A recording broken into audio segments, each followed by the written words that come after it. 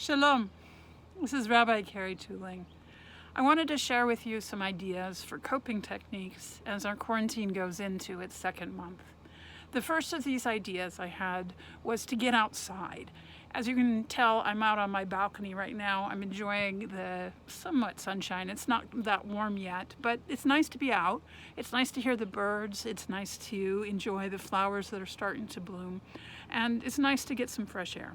The second thing that I would recommend is to take a break from watching the news 24/7.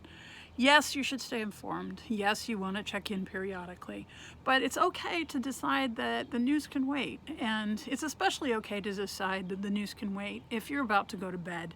You don't need to read that last story. It'll wait.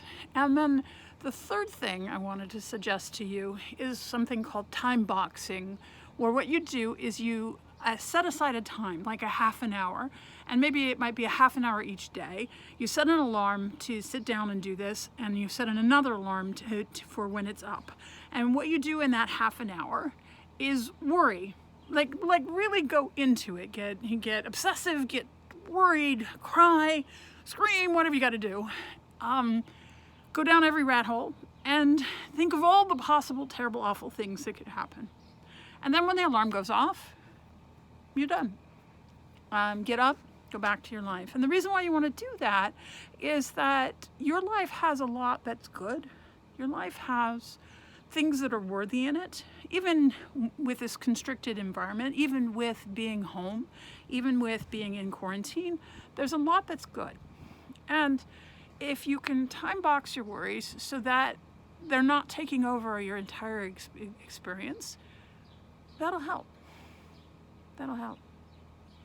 And then the fourth thing that I suggest that you might want to do is to observe Shabbat.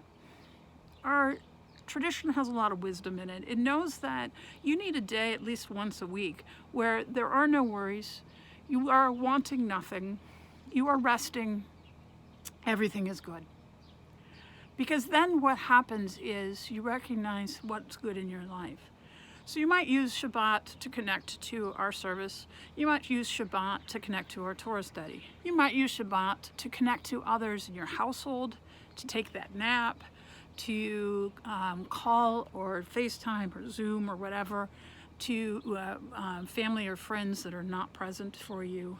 You use that opportunity to set some time aside to be healthy and whole. As we keep going forward with this, it'll be hard. It's going to be really hard. But we're here for you. And there are techniques that'll work to help you with coping. I hope that you have a good week. Shabbat Shalom. And I'll talk to you later.